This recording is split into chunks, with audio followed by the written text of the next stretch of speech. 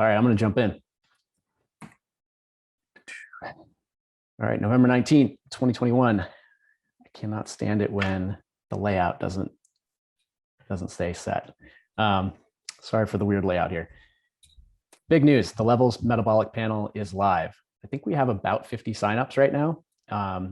This has been a long time coming, huge effort, tons of background work to make this happen, but our members now have access to at-home phlebotomy, including a cardiometabolic panel that we put together, including fasting insulin, glucose, A1C, cholesterol, including the LDL, HDL breakdown, triglycerides, and C-reactive protein. So these are analytes that we feel very strongly about, and our advisors feel strongly about, and that we are incrementally introducing into our education, our content, and now our members can get access to them in a very convenient fashion, and their results will be loaded directly into the app. This is huge. Congrats to everybody who worked on this. Lots more to come as we learn from this first rollout, and I'm sure JM will have an update.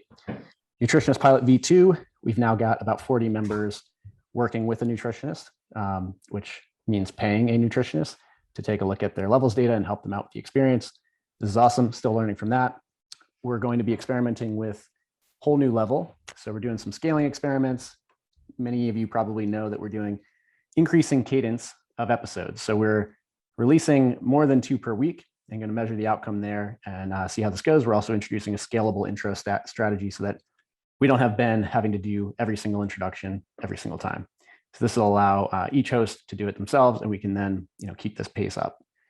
The second edition of Dr. Casey's Kitchen newsletter went out and shattered the previous open records for an email. I think we're at 42+% so far, and that's quite exciting. Most of the content is right there in the email body, so the click-through rate is not something we look at here. This is entirely about how many people are interested in opening that email and learning from it. And then we've got an exploration going on. Shout out Scott for taking this on, but looking into what metrics do we care about for product stickiness. So Scott's been writing up an exploration here, done a couple rounds of iteration, but basically looking into product market fit versus net promoter score.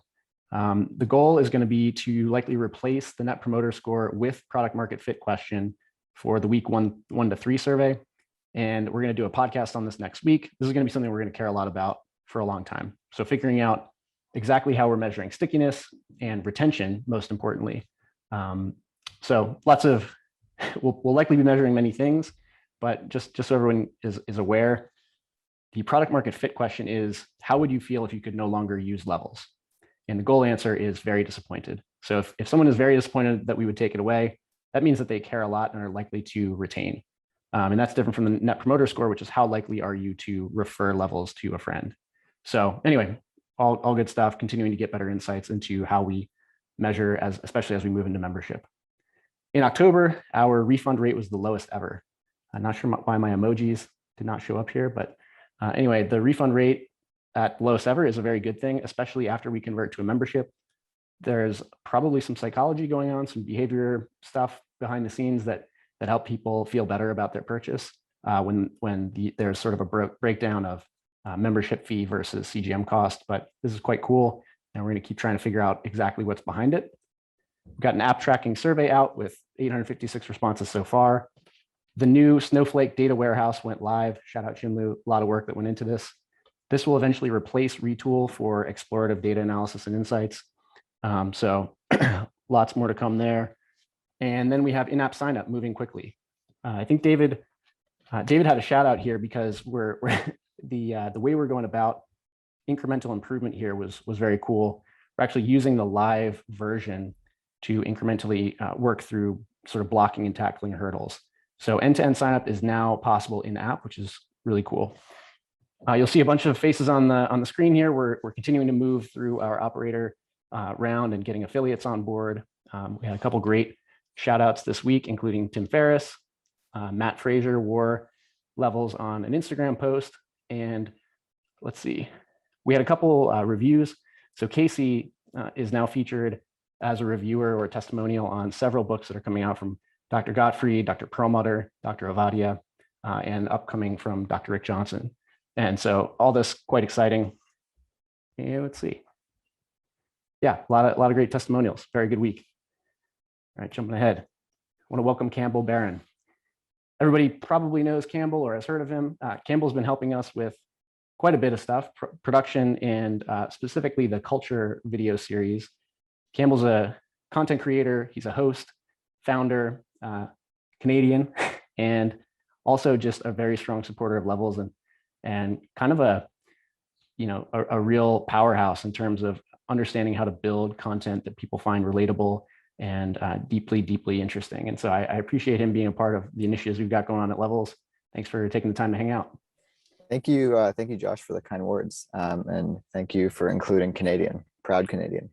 I'm Campbell Baron. I've had the pleasure of meeting most of you, but not all of you. I worked on the culture series last summer, and I appreciate your time.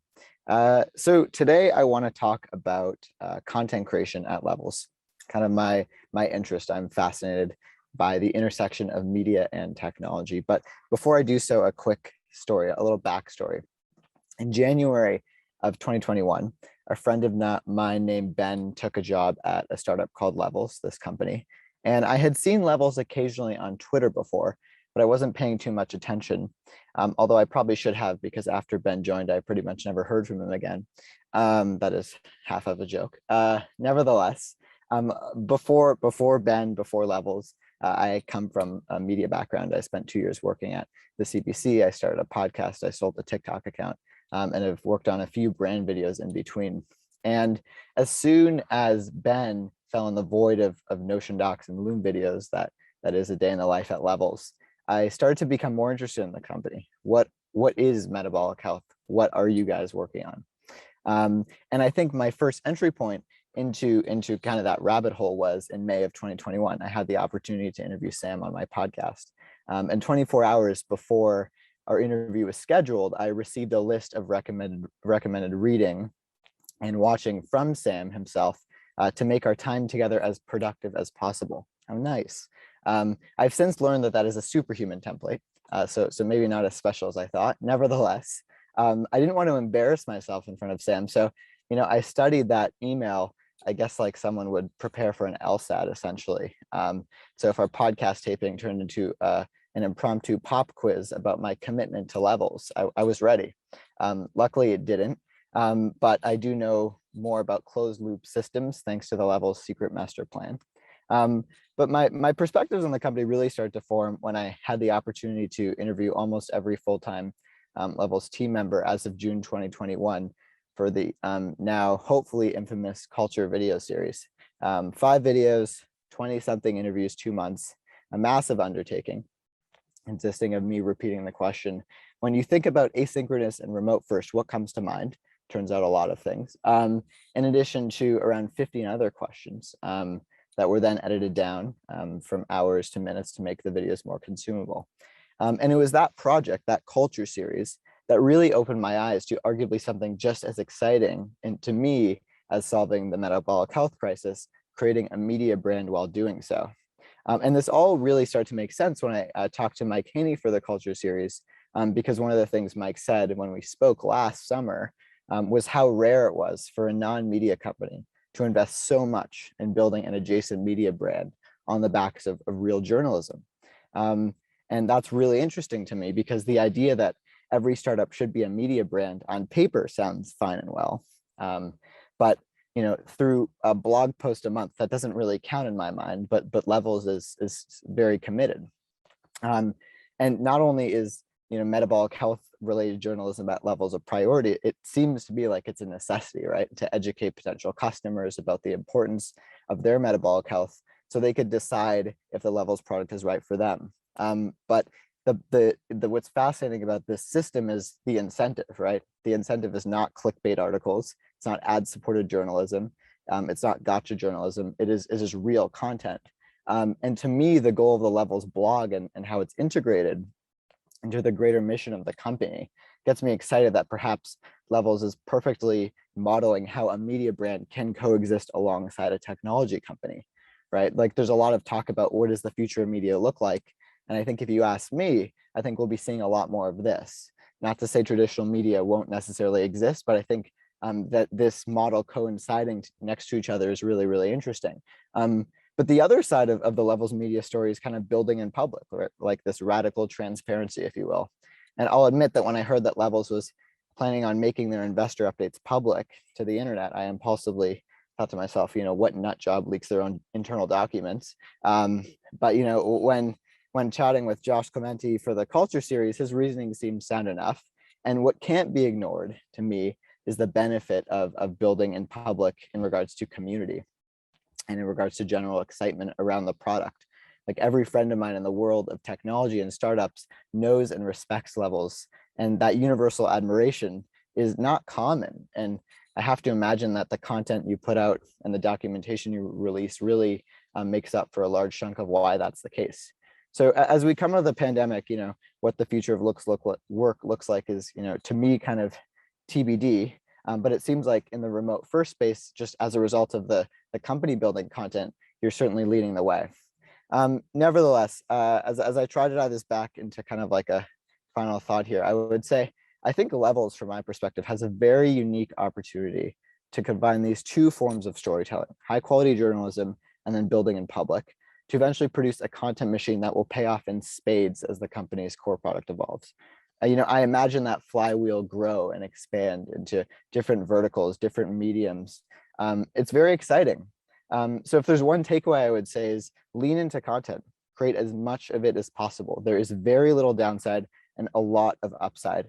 And at the end of the day, when Levels is the next Aura and you're all reflecting on the journey, I promise you, nobody on this Zoom will say, too bad we created all this content. You're not Quibi. Thank you everyone for the work that you do, for the content that you create, the software you build. And I appreciate your time. I don't know how to follow that up, Campbell. You just summarized all the missions, goals, and successes so far. Really appreciate that. I'm a big fan of yours. And yeah, thank you for letting me, babble for a few minutes in front of the. You're now formally the spokesperson of the Levels content department. All right, Mike Haney, watch out. No. No, anyway, Haney's the one that just nominated you. All right. Oh yeah, no, okay, all right, wonderful.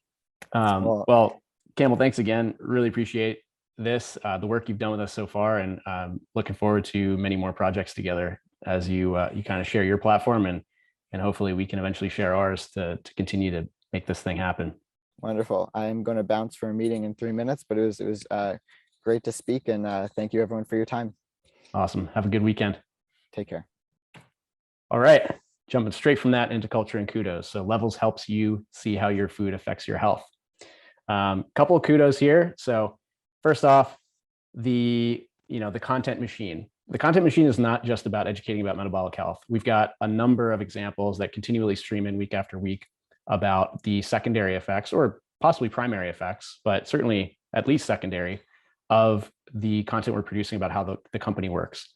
And this is everything from exceptional candidates to people at the periphery, like those at the big companies that we look to create partnerships with. I personally received a message this week from somebody high up at a company that we care a lot about, who reached out and just said, thank you for the content you're producing. It's really, really helpful. And as you can see, there's a couple examples here of people who have been listening to the podcast, have been making great realizations, and have decided eventually to reach out to us, not because they're interested in a new job, but because they're interested in working at Levels. And it's really hard to overvalue that. So I just want to shout out to everybody involved in creating the content that we're creating and circulating it and distributing it and closing feedback loops with it. It's really serious. It's a serious benefit. And then another one over here, I mentioned it briefly, but this is a great example of rapid sort of focused communication and iteration, where Jeremy and Gabriel had decided to essentially move from high fidelity design work on the purchase flow to rapid incrementalism using the live version of the app. And I'll let David say a few words here, but essentially the goal is to align parties quickly without any excess, in his words, cruft, which I actually didn't know that term until just now. David. Yeah, so the thing that I like about this was we decided to just push our in-progress changes live to the app. And then instead of kind of taking a lot of more async back and forth, here's like the ultimate design, it's just, no, let's look at where it is currently and what's the biggest blocker there. And then it really helps focus prioritization, where you can say, okay, the third slide is using the old white theme, whereas everything else is using the dark theme. So it doesn't matter what the perfect design is. First, let's just take the old white theme and make it dark theme so it fits in the app. And it really just brings into crystal clear focus what the very next action is, and then enables very fast development. So yeah, just wanted to shout out the team for this project in particular, because we're on a tight deadline. It was a super good model to really focus our efforts to make sure we have the best chances possible on getting it to members as quickly as possible. Love it. Thanks, David, Jeremy, Gabriel, Tony, Haney, Ben. Lots going on here. All right, 2 more. So the blood work launched. This is a huge project. It amounts to a parallel product offering that could be equally as meaningful as CGM. It not just benefits on its own, but it also benefits the CGM data that we're producing, because it, for every 2 analytes, you're actually getting 3 analytes. So you get the 2 separately, but also how they move relative to another is in and of itself an interesting metric to track. So as we add additional analytes and molecules of extreme interest to health, it really non-linearly improves the value of the offering. So I want to just highlight how much work went into this. I appreciate everybody on the back end, on the front end, JM for doing all the research and pulling all the pieces together. And then there was some additional work that went on just being proactive. And I want to highlight Mercy as well for being sort of forward-looking about how to manage potential inbound increases as a result of the rollout. So creating some structure and some expected process in Help Scout to make sure that as we're getting new tags, invariably we'll get questions from people about this new offering. We can be prepared for that. So this is just a well-oiled machine in operation, and it's a great rollout, big launch, but also it's just some things just have to continue working, which is member success and our CSAT scores. So lots to celebrate here. And then speed, execution, teamwork, collaboration. We had, as we ramped up the pace on the whole new level, as I mentioned, we're increasing the cadence there. There's been some really great ideas around how we can do this more effectively and still, or more quickly, and still maximize distribution by producing assets more quickly, and having sort of some process and identified responsible individuals around quickly preparing and distributing social assets on certain platforms. And so, yeah, Casey, Stacy, and Tony pulled this together quite quickly as well to adapt to the experiment around speed and execution. And it's gonna, as Campbell just mentioned, we're producing a lot of content. We wanna get maximum value from that. We can't just drop it at delivery. That's not how we will not amplify the message unless we're very intentional about this. So I appreciate all of you as well, and thanks for adapting in real time. All right, over to Scott. Great. No change in priorities. We're working on membership and non-CGM stuff. So right now that means blood work. We're working on guided journey. We're starting with core looping stuff. So you should see your day review and your night review coming in pretty soon. And then on food lagging, working on tagging. And I think we're still working on getting some stuff set up with Byte.ai to get started on computer vision. Hopefully soon. We did have a bit of a hiccup this week. We're introducing something called Prisma to the developer sort of kit, I guess you could call it. And I think part of that, I'm not sure if it was related, but came with a big data migration to our big glucose table, which has tens of gigabytes right now. Soon we'll have hopefully hundreds of gigabytes, and soon we'll be into the terabyte. But the migration was taking many minutes, took production down for a little while. Kunal was nice enough to do it at 2 a.m. So that it wasn't going to impact our members that often. But I just want to call out that I think as we get toward general availability, we've had kind of a Goldilocks period on the product, but also on the development scaling side. And so you're going to start to see a little bit more work going on behind the scenes just to get our database, our data store or stores ready to go to scale. Quick call out on blood work. I think we're going to look back on this week as a pretty perennial week for us. I think that it really is a step for us to be very serious about focusing on metabolic health. We are not just a weight loss company using CGM to do that. We are not just an athletic performance company using CGM to do that. I think as we launch nutrition and especially into blood work, this is a very serious step to say that we care first and foremost about your metabolic health. I guess the other qualitative thing on product, I spent a lot of the forum last week, I think, talking about everybody kind of being in the car. We're getting a little car sick, doing some process stuff. But just to call out that week to week can feel a lot different. I really felt like this week we kind of got our mojo back. Timing wise, I think maybe we just got a little bit lucky, but we've got 2 new projects that I think are really humming right now. So obviously to get blood work launched is awesome. The core looping stuff, we sat through a big ticket breakdown to get the design work into linear so that we could actually start executing on it. And then on the sign up stuff, getting the embedded web view to see sign up actually complete in the app is really good. So just a reminder, please commit to the process. Please commit to staying in the car, helping everybody out. We're going to see this ups and downs, big swings week to week, and that's fine because I think overall we're doing pretty good. It was really good to have a good week this week. So next slide. On the note of scoring, so I sent out an email to the member base that at least experienced sort of the score stuff. So I think whatever those dates were that they had some glucose data involved. And we got some really good feedback. So just wanted to close the loop here. A lot of people said, hey, I really appreciate you listening to feedback. I think the folks that were really hot on the, hey, I don't like the new score, I think we're also really nice to reach out and say, hey, this is a good move by you guys. I really felt listened to. So I think that was good. We also got a lot of people that said, hey, what the heck? I kind of liked the new one. They wanted some choice. They said, maybe I can choose the kind of scoring algorithm. A lot of people said, hey, look, I just need you to give me reality, whatever it is. So I wanted to highlight this to just say that whenever we make changes, we're going to only hear from the people that really don't like it. So we're going to be doing a good job of getting more data signals around this stuff just so that we're not reactionary on the support ticket side. Big thanks again to Murillo for actually getting all of this stuff wrapped up here on the rollback. I think he's still got a lot of good work to do on this project when we revisit with a little bit more design approach to it. But I think this is wrapped up for now, and we'll revisit in earnest when we feel like we can run it through a good process. Awesome. Thanks, Scott. All right, David. Yeah. So we kind of talked about the rapid iteration here on the in-app signup, but Jeremy, Gabriel, Alan, and I have been kind of heads down iterating on the flows. The screenshots you see here are real. They're from an actual app build. You can download it yourself and test it out, go through the signup flows, see what works, what doesn't work. The good news is that it is working. There are a few blockers that are remaining, and you can check that out at the links provided. I think we're tracking pretty well to get the first pass of this done in the next couple days. In fact, it's conceivable that we'll have the blocking changes done today. I won't totally speak for Eng on that, but I think we're tracking well to get this submitted by tested and get the bare bones version submitted by the end of the month.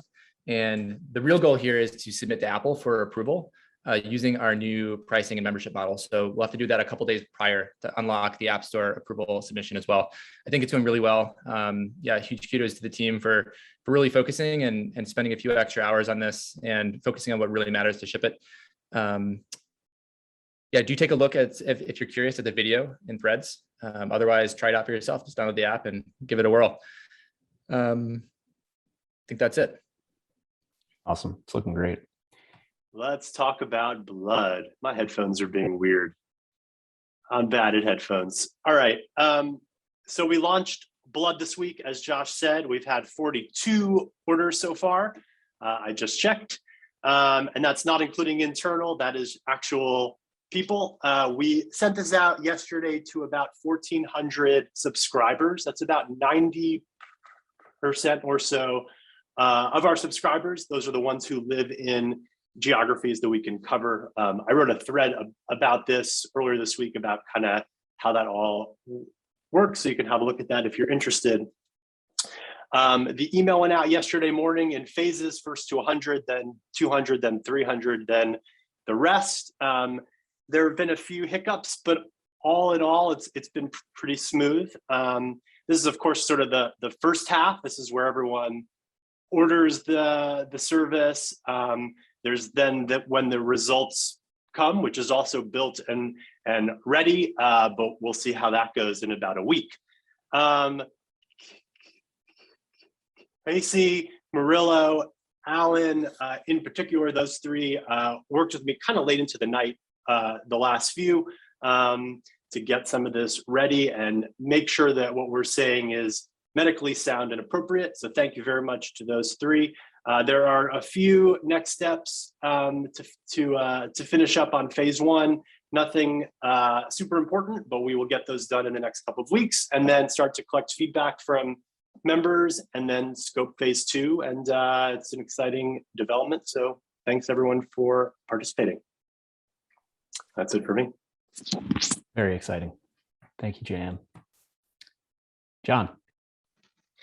Yeah, can you hear me okay? Good. No major updates on this project. How finished the backfilling implementation, and he continues working on the engram detection and auto tagging related stuff as well. For next week, we want to leave this auto tagging mechanism fully working, and we want to start wrapping up this version 1 and start thinking about version 2. It's worth noting that we don't have a solid offering to our members related to tagging. And that's the reason we are not publicly launching this feature yet. Once we have insights, computer vision integration, and other stuff, we can officially launch to members. But that's for B2. That's it. Awesome. Thank you, John. Thank you, Hal. Tom. All right, so quick update on Nutritionist V2. There have been 90 members who have connected with the nutritionist, which is great. We continue to see sort of steady engagement, which is really cool. On a kind of daily basis, there are new messages coming through. So it's not just that there was a surge when we sent out the email a couple of times, but people continue to drip in on a pretty steady cadence. About 40 people are actively working with and paying a nutritionist. And this ranges from $99 for one call all the way up to one of our nutritionists is offering a intensive VIP program for I think about $5,000 that 5 of our members have signed up for. So huge range here. The survey results, the member survey results have come in. So we took a look at those this week, which was very helpful. Shout out to Chris and Mike D for that. And generally next steps, working with Scott and David next week to figure out kind of how we want to expand this. And we'll also be onboarding another nutritionist next week. So I'll do a slide on her then. And then in terms of the feedback that we've gotten, here are just a couple of takeaways. None of them are terribly surprising. I would say cost being too high came up the most. I think the value prop can be clearer. A couple pieces of feedback, both in the survey and then outside of the survey from people I've spoken to, were that they didn't even realize that nutritionists would be looking at their data. So I thought that was actually quite helpful feedback that we could be highlighting that more. And then vetting and selecting a nutritionist that is right for the individual. There was some friction there. I think that many of the nutritionists have somewhat similar profiles, and people wanted us to tell them who they should be working with rather than doing a bunch of research on their own. And then lastly, probably the other most common thing we heard is that people just didn't have need right now for a nutritionist. So more to come on how we turn this into next steps. That's it on this slide. Awesome. Thank you, Tom. Thanks, Rob. David. All right. Yeah, the day orient is underway. So Steph and Scott and Justin and I all got together, and Alan, and we figured out some sprint planning.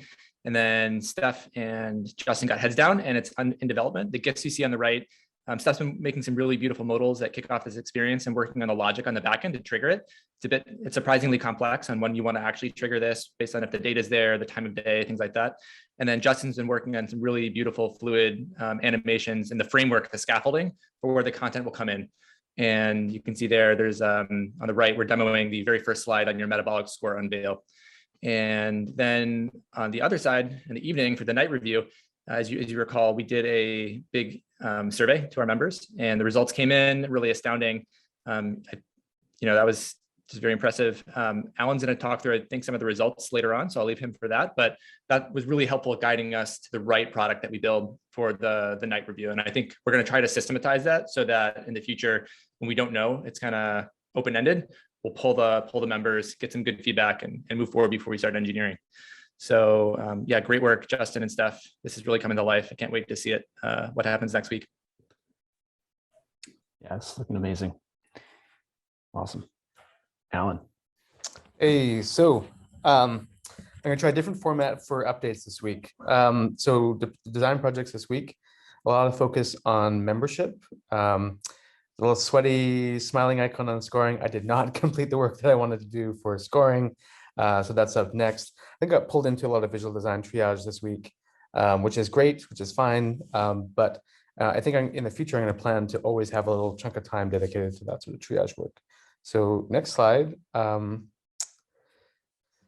So we've got a sort of goal representation of what membership will look like in app once we get there. I think right now, as David mentioned, we're taking sort of an iterative approach there, which is fine. One day we'll get here, but I think it's not too far off. So yeah, what I really want to talk about though today is next slide is the member research survey that we did. And so this was to collect a little bit more information about collecting sort of other qualitative and quantitative metrics in the experience. And we also, the first pass was like 6 questions long, and then we expanded it, made it quite a bit longer so that we could understand a little bit more about scoring, how people are relating to the product, a little bit more demographics. And so it was quite long. It was 21 questions. We had an insanely high response rate. I've never seen anything like this. Usually you expect like 1 or 2%, like at most for something like this. We had a 12% response rate. So yeah, good thing that our members are engaged, I guess is for lack of better framing. So let's dive in a little bit. I'm going to talk about what we learned from that. So just a note here, when you started collecting some demographics here, we were looking at sort of the gender split. And I think one thing that sticks out to me here is that, yes, there's a strong leaning towards female responses here. Also, I like just a note for us in the future. There was actually three people who may not identify as male or female. So that's something we probably have to think about in the experience. Right now, it's still kind of a binary, and so we need to probably address that somehow in the future. Next slide. So we have healthy members, or at least they think they're healthy. How would you rate your own health? Scale from very unhealthy to very healthy. Most people are falling in the 4 bucket. They're doing at least they think they're doing pretty well. So I think that's a point of reflection too. Our members, we probably still very much are in the biohacker space where most people think they're in pretty good shape. Next slide. So for the dietary nerds here, paleo, I think what stuck out to me was paleo versus keto. Number 2, it's paleo. So what approach to food do you most identify with? Obviously, a lot of people here are low carb. There's a relatively decent chunk of people that have sort of no dietary philosophy or other. So I think this is kind of interesting too, is that just so many people identifying with a low carb approach. I think in some ways, I wonder, did levels help them get to that space, or did they come in that way? Next slide. So one of the things we were looking at is, these other qualitative metrics in the experience. And so we asked people to rank what they'd be most interested in tracking alongside with their glucose.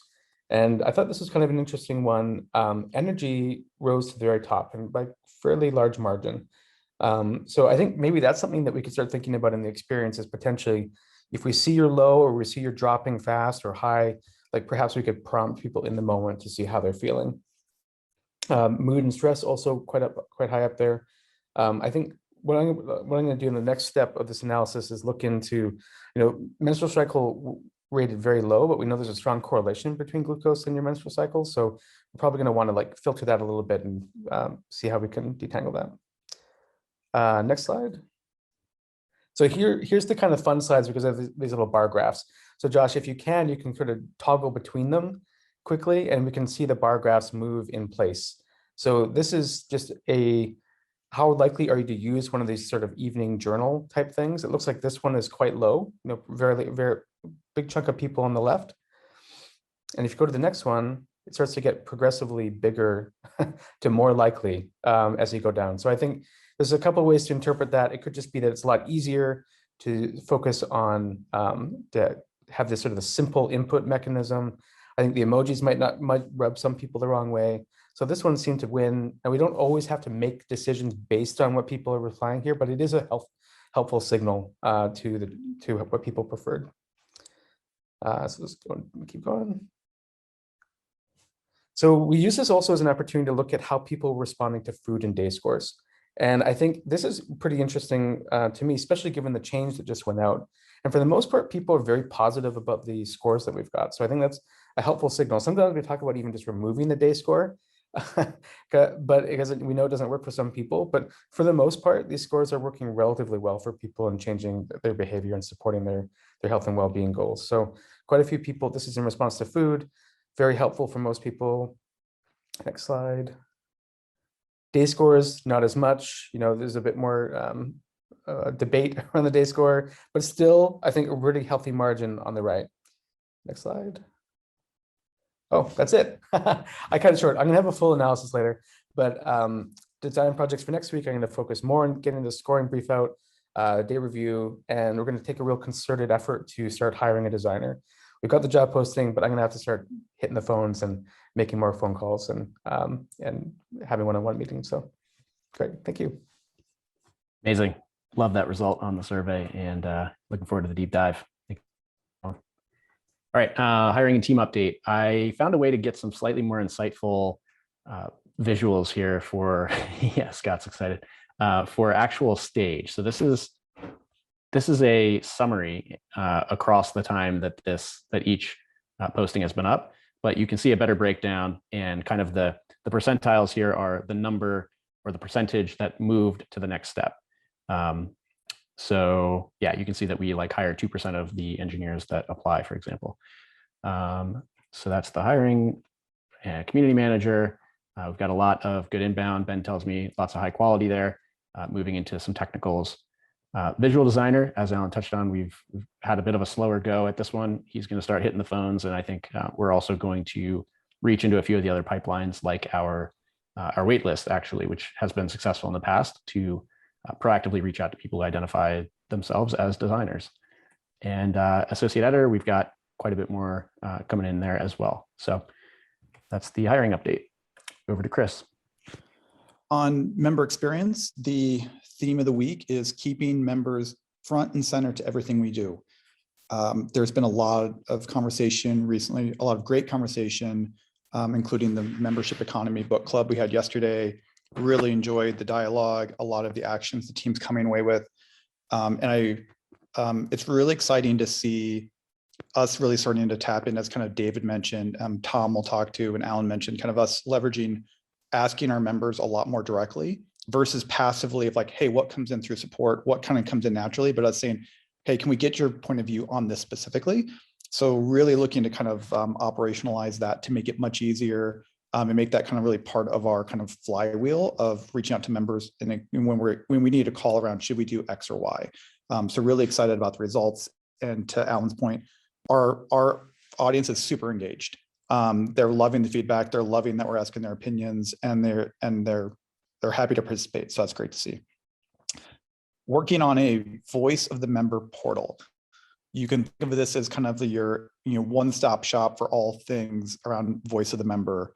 How do I get access to NPS comments? How do I get access to feedback calls? How do I get access to what's going on, as opposed to trying to do a big search? So we're trying to consolidate a lot of the learnings into one place to make it easier for things to follow.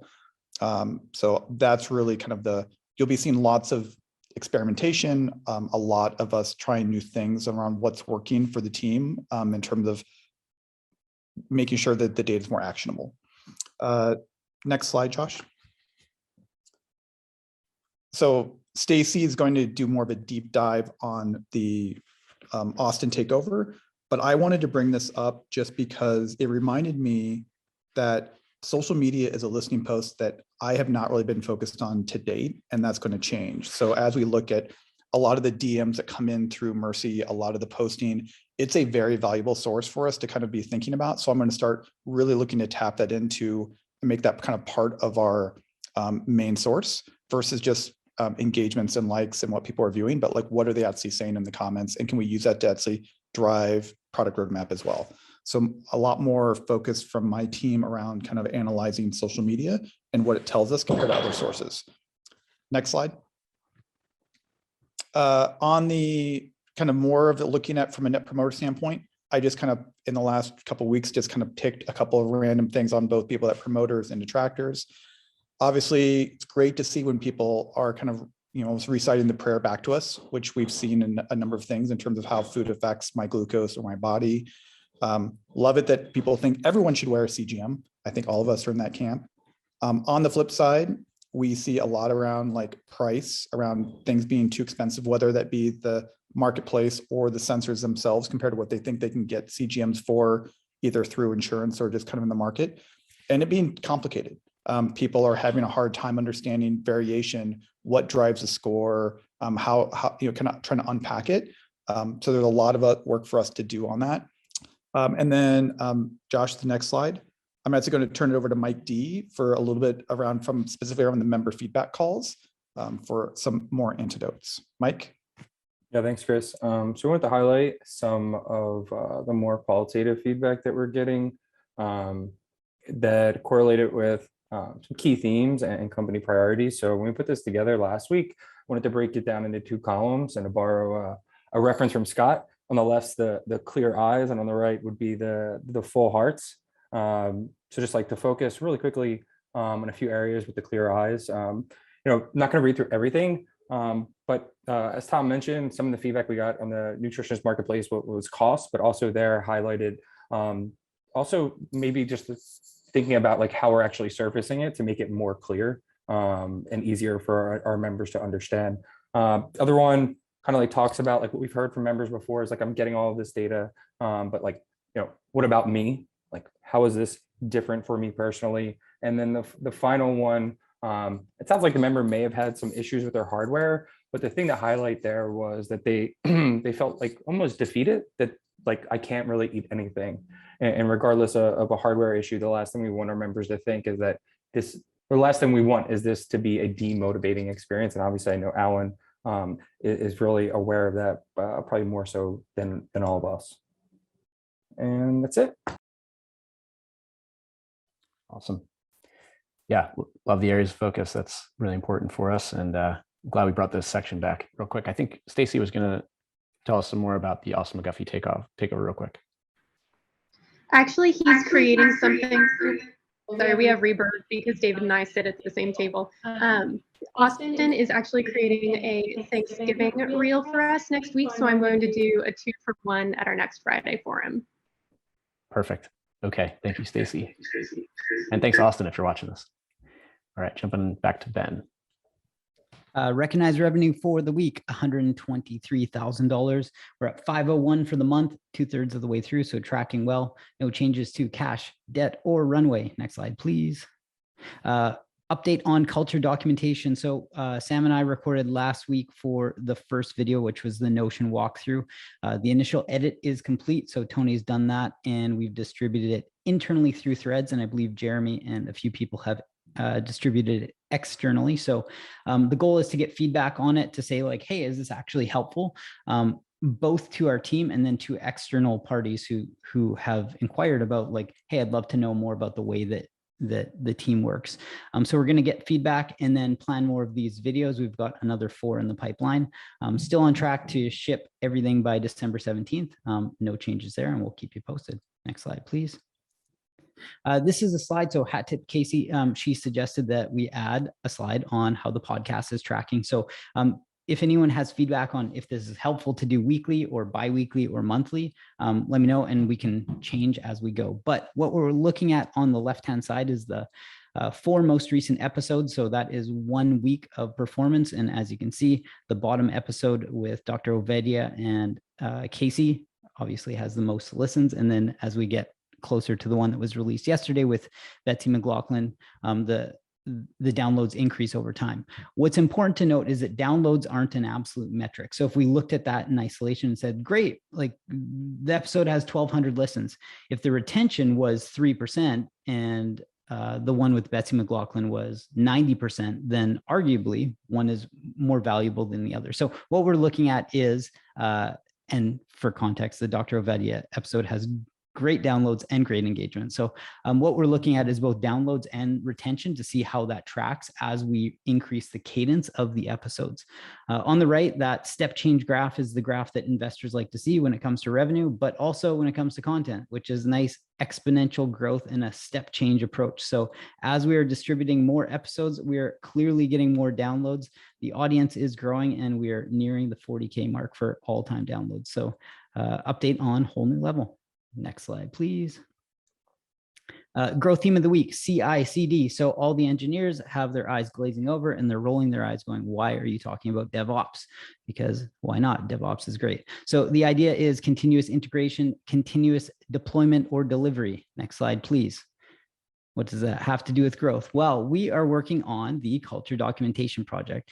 And Scott was in an interview earlier this week, and it dawned on him that we don't have a walkthrough of threads. Like, this is kind of wild that we don't, and we have all these candidates that are interested.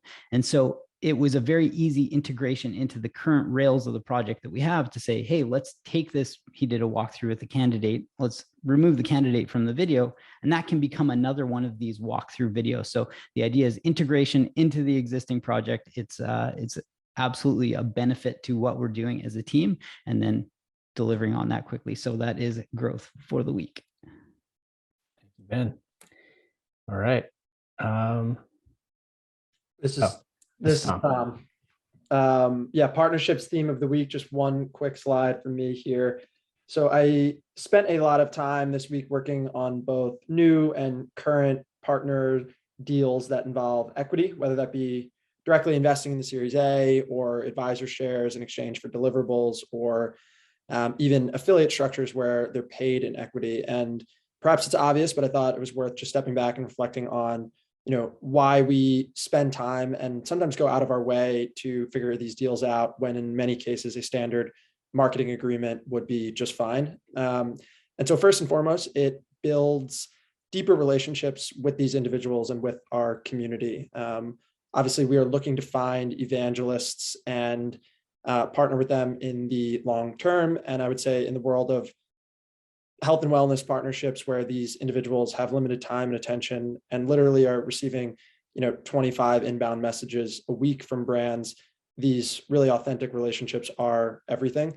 And in terms of long-term incentives, I think it really clarifies and simplifies the relationship on a year-to-year basis when we are aligned in the long term. And one example of this would just be a podcaster who has very limited advertising on a year-to-year basis. We no longer have to spend time and energy competing with other brands for that ad space when they're on our cap table and we're locked into a long-term agreement, which is honestly extremely beneficial and helpful. And then lastly, it just allows individuals to participate in the upside of a high growth tech company like Levels, which, historically athletes and content creators have not always had the ability to participate in this wealth generation that startups are capable of. So I think it's just an awesome move that these individuals are able to get more involved with companies like Levels. And I think it's the right thing to do.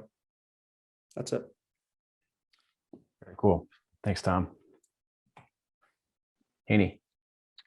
Yeah, so lots of stuff happening in content this week. The first two, I want to call out part of this new metabolic basics category that we put up, which is meant to be sort of the intro when somebody says to you what it is, what is it that you guys do, or what's this thing about metabolic health? If you send them the link to this, it should help. The first one there is a piece we've been thinking about for an awfully long time, which the sort of colloquial term for it internally was why glucose doesn't matter. We're a little bit more nuanced in the actual title here, but it was really sort of taking our critics' arguments seriously. People who say, you guys talk too much about glucose, or glucose isn't that important. And really talking about all the reasons that, eating just for stable glucose does not mean that you're healthy. I'll say there's a companion piece to this coming out today, which is, but here's why we still measure it. And so I think together, these are going to make a really nice sort of pair to make a big picture case about, what is the role of glucose in health. And then the second one there is, this is an example of taking a piece that we actually wrote for the app, I don't know, 6 months ago when we were doing some work to try to create some simple articles for the app. for the Learn module and putting it on the blog. This is something I've wanted to do for a while. So this is kind of me dipping my toe into that water, and there'll be more of this coming over the next probably month or so. But just surfaced, I think this came from Sam saying, I get this question all the time, like, why do we care about glycemic variability? And it was like, well, we have a short article about that, so let's pop it up rather than wait 3 months to make the super long deep dive. Couple great people stories out there, and then the other one I just want to call it in the middle here is Jesse's Everyone on Content piece. Really great. If you haven't read it yet, very personal story. I think it's a really good example of what we can do with the Everyone on Content stuff, where we just capture the personality and perspective of the folks working here. And so this one we actually posted both out on Medium and on our blog. Next slide. Do one more quick thing about newsletters. So as we mentioned, the Dr. Casey email went out this week, and I thought it might be useful just to look. Now we're doing 3 distinct newsletters. So we're doing newsletters every week. We used to just do the digest, which is sort of the sum up of content every 2 weeks. About 2 months ago, we started doing something every week. So we're alternating the Inside the Company, which is sort of the Everyone on Content pieces, our press coverage, any memos we're sharing, just stuff really about levels, because we kind of excised that from the main Metabolic Health Digest, trying to give each one of these a little bit of its own personality. So the first one, the digest, is all just going to be service and articles about metabolic health. Then you've got the one about levels. And then the point of the Dr. Casey's Kitchen one was to capture more of the Substack style, Casey's personality perspective on things. And so what I think is really useful to call out with this one is the first one got this incredible open rate, 38%, higher than anything we've done before. And I thought, well, that's great, but we know people love Casey and are super interested in what she has to say because of all the great goodwill and trust she's built up through, the public appearances and the podcasts and things. But I really expected the second one to fall at about 30%. And we didn't do a real slam dunk easy, Dr. Casey's favorite recipes. I think we could have probably juiced the open if we would have done that, but we intentionally did something that was still very thinky, very personal, very nuanced. And I thought, all right, there's gonna be a bunch of people who opened up the first one, which didn't really have a subject line, and went, oh, it's not recipes. And when they see the next one, wouldn't open it. And in fact, what we saw was the opposite. We saw even greater engagement than the first one. So hopefully we keep this going. I don't want to set that as the high bar for everyone, because that's an incredibly high open rate for a newsletter. But overall, just super happy with the way that this new newsletter experimentation is playing out. Lots more experiments and learning here to come. Fantastic. I love that the writery writing is being read by the readers. It's great. All right, thank you, Haney. Thanks, Casey. All right, we made it. We got a couple minutes here. We do have a Friday Fireside after this. Sam, on timing, do you think should we go straight into the Fireside and start off with the contributions, or should we? How do you want to go about this? I say we do the contributions and we just all right go into the Fireside late. Let's do it. Okay. Once again, to be respectful of time, I'm going to accelerate Rob. Rob, if you're okay with that, you want to kick us off? Okay. Well, I appreciate that. I don't know how many of you were on the UCSF Pathology Grand Rounds webcast yesterday with Taylor Sittler. But half of it was devoted to why he joined Levels, and he made a very convincing argument. However, he did get a couple of questions, and one of them, very appropriately so, said, okay, this is all well and good, but can you actually change people's behavior? And I think that we need to have that, discussion internally. And I have some thoughts about that as well. That we should, set up a time to really discuss how one does that for the general population. The people who use Levels, they're a select group. They're a biased sample, as it were. What are we going to do for the people who really need it but don't? So we'll need to talk about that in the future. Love that. And yeah, David just linked to a Loom that Alan made talking about this exact subject. So yeah, highly relevant information. Appreciate that. And shout out Taylor for we'll have to find the recording. Dom, I know you also may have obligations at once. If you want to jump in and go next, that'd be great. Yeah, thanks for, can you hear me okay? Yep, you're good. Okay, great. Yeah, I was just actually texting you how to jump because we're going into our Allison Hall Levels team study, where we're reviewing the data for the first cohort, which has some really interesting data on anxiety, depression, and sleep.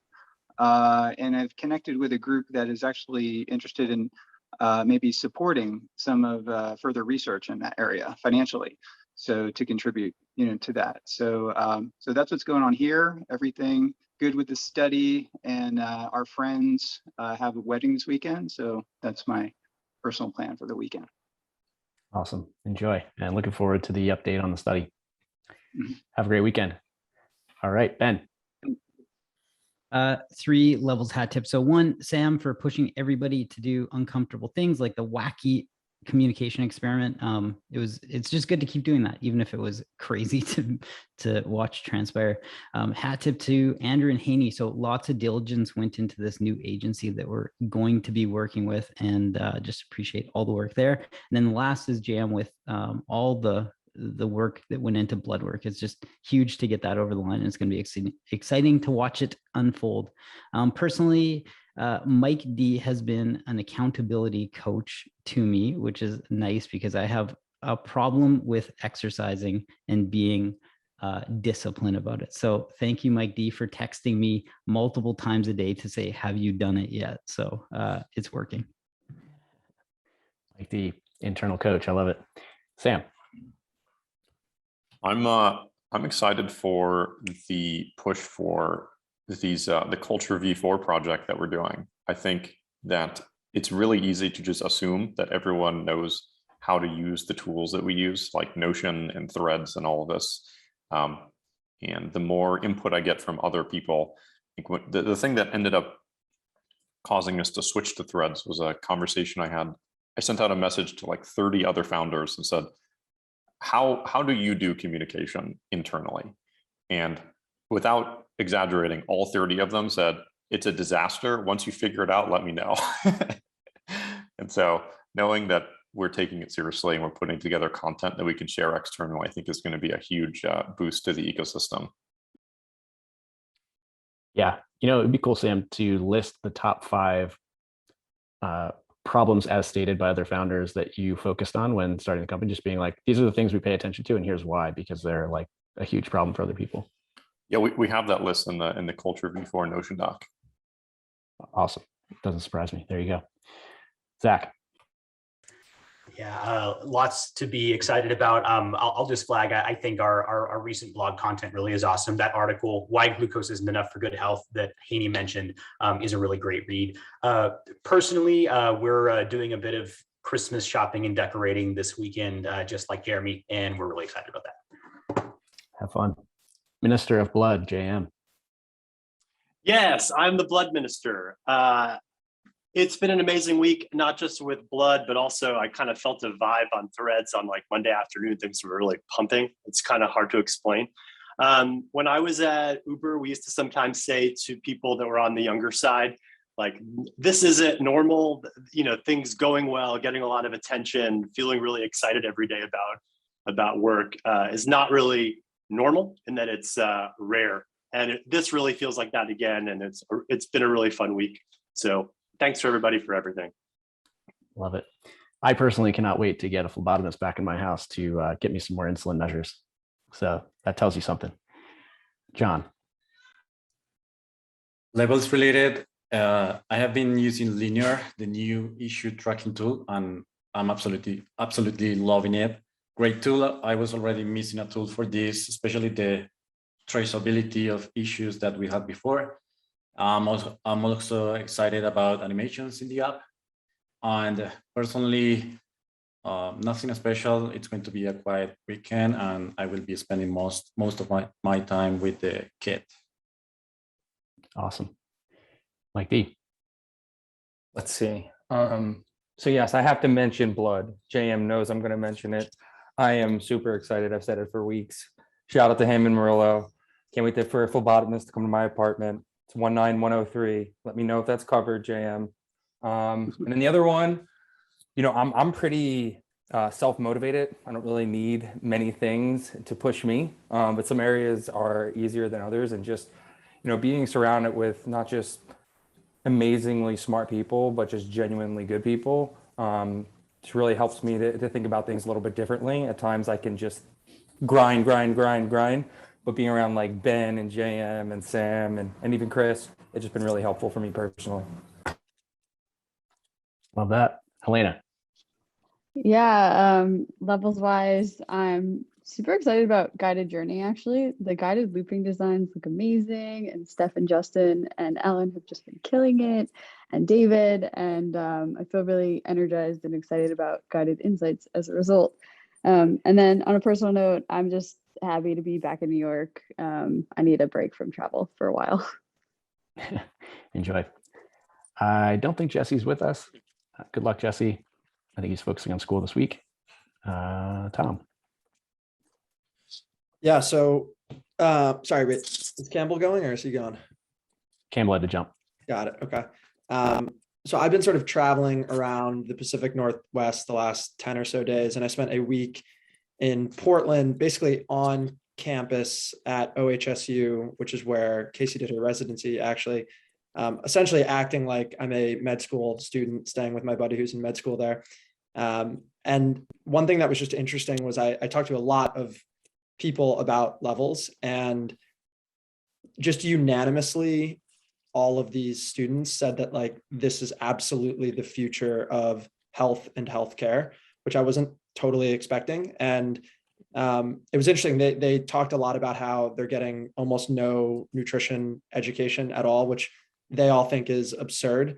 And I even was often around them where like everyone was eating a lot of processed and packaged foods, and they knew it was insane. And they were even saying things like, we know food is medicine, but like, I don't really know what I should be eating, and I haven't educated myself enough on this stuff. And so everyone was very excited about like the vision of levels. So it was an inspiring week at a top med school in the US. I expect Levels University in the future will soon correct this problem among med schools. That's awesome. Justin. Levels wise, the blood panel stuff, I can't believe it's already launching, and I'm really jealous that can't get access to that where I live. One day maybe. And personally, it's one of my best friends' 50th birthday party tomorrow, and it's like 70 people. So it's gonna be like the first big event I go to in a long time. Have fun. Matt. Yeah, I think diving into some of the community stuff and thinking about the membership model has been interesting this week, and pairing that with Mercy setting me up with some of the social accounts and feeling the poll and seeing it live, it really makes you feel, and realize how special, our membership base is right now. And it's awesome to be a part of. And then personally, gonna hang out with family next week. So excited to do that. Nice. Let's see, this week, I think I've got to unfortunately go with blood as well. Fortunately or unfortunately, I absolutely love that we're branching into additional analytes. It really delivers on the promise that we're dedicated to health, not just producing something for CGM, just building an app for glucosamine. It's really, really important stuff. And I have lots of people in my life who I look forward to getting into the metabolic health panel. And then personally, I've got my first marathon on Sunday, which I can't say I'm excited for it, but I'm going to do it. And then I also got my second patent granted this week. So I did a little thing about this Aries tactical system that I designed, and that patent was delivered. So that was exciting. I'm the sole inventor on that, which is kind of cool. And yeah, that's it. Ms. That's awesome. Congratulations, Josh. On my end, I spent some time this week compiling the results from the employee engagement survey, which we'll share out shortly, probably early next week. So 30 people responded.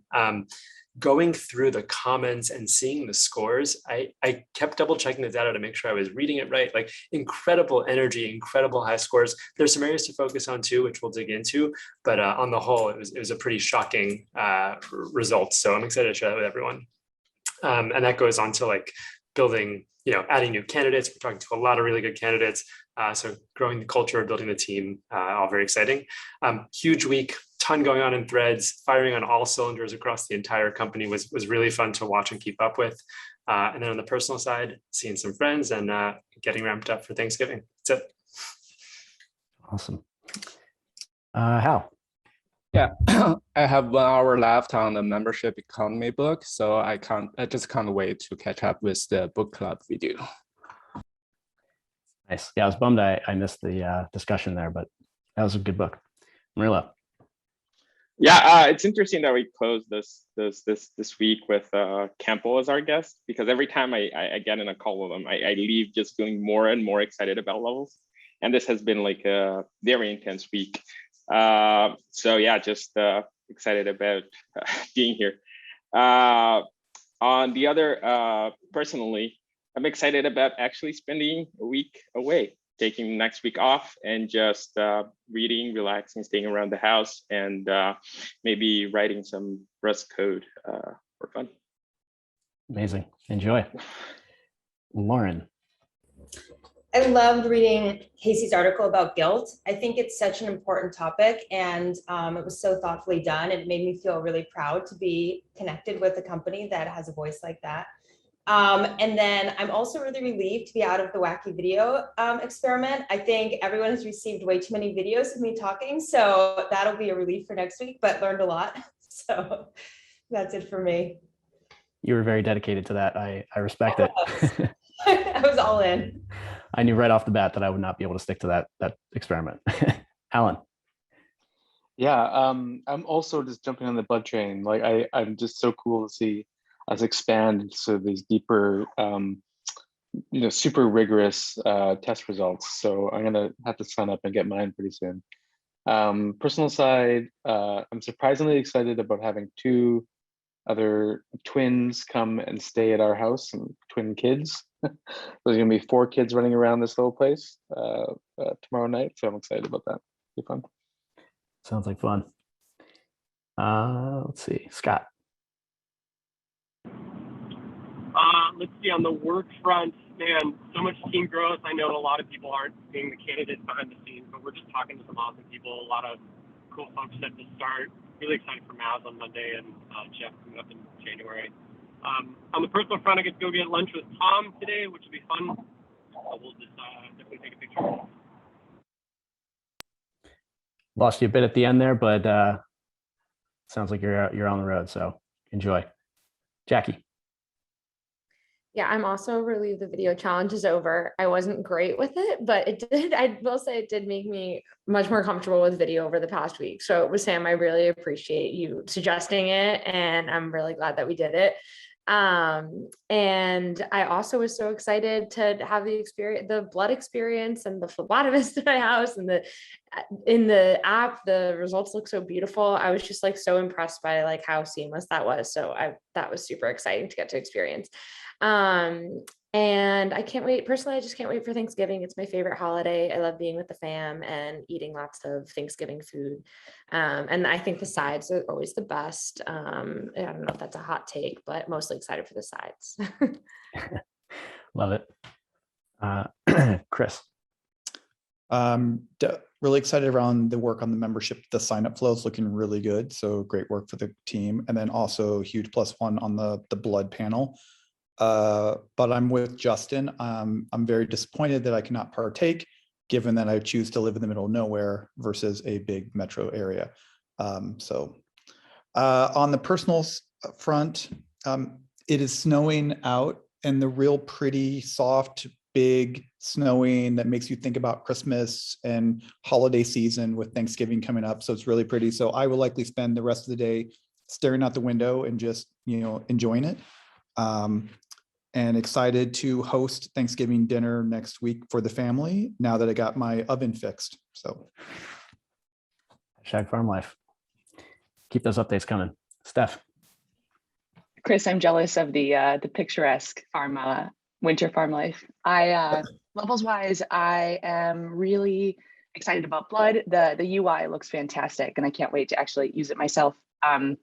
Guided journey, I'm really excited about as well, with like personally seeing how, well, one, just the look of it, and then also seeing how it affects my personal relationship with the app, and logging more and just being more in touch with the insights. And also shout out to John for always just being willing to swoop in and make quick PR fixes when there's an issue in the app. I've seen that a lot this week. And I think that's it. Oh, and linear is going really well as well. And so I'm +1 to everyone that says it's been an awesome addition. I'm excited to see more people use it in the app. And personally, I'm just really excited next week for some time off and spend time with the extended family. Nice. Enjoy. Stacy. Levels front, I think that the open rates for Casey's emails are eye-popping. Like I've never seen that kind of open rate at scale before. That's really incredible, and just so proud of you, Casey, and the rapport that you've built with our members. And then also just seeing Austin's family react to the takeover in DMs, and even getting on their own Instagram stories. His wife Fantasia did a lot of the like video for Austin, and she got on her own stories and told her whole family, like, you know, go like this post, go share this post, and his mom got involved in everything. And so it was just neat to see the enthusiasm there, because he did a phenomenal job. On the personal front, we are hosting Thanksgiving, and we only moved into our house 10 days ago. So wish us luck. Best of luck. I think it's going to work out. If there's any two that can pull it off, it's you and David. Mercy. Professionally, gonna follow everyone in the health panel. That's super exciting. Members were really excited about it as well. And then personally, I am now back in Virginia for a bit, so it's gonna be nice to sleep in my own bed tonight. Yeah. Good to be back. Taylor's not with us. Tony. Professionally, excited for a bunch of things. One, the engagement and the performance of the podcast is really great. So I'm looking forward to see how our experiment turns out these coming weeks. And also the culture documentation project that we're working on with Ben and Sam. I'm excited for seeing more of those and working on those. And also just having Campbell on in the beginning of this call was very motivational. It felt like a coach talking about content though before a big game, but it's like, so it's very motivational hearing him. And personally, yeah, just looking forward to Thanksgiving. I know we won't see each other next week, so for everyone celebrating Thanksgiving next week, just have a happy Thanksgiving, everyone. Nice. Thanks, Tony. Gabriel. Yeah, I'll echo the comments about the health panel. Also the design work that Justin, Steph, and Alan have been working on. It looks really beautiful. Personally, not sure, just having a relaxing weekend and looking forward to. Enjoy. Casey. +1 to pretty much everything that has been said already. I also just want to shout out Chris's weekly ops metrics updates. They get me so jazzed every week. I learn so much. It makes me feel connected to our members. And I really love Chris's positive attitude in the videos. So thank you for that, Chris.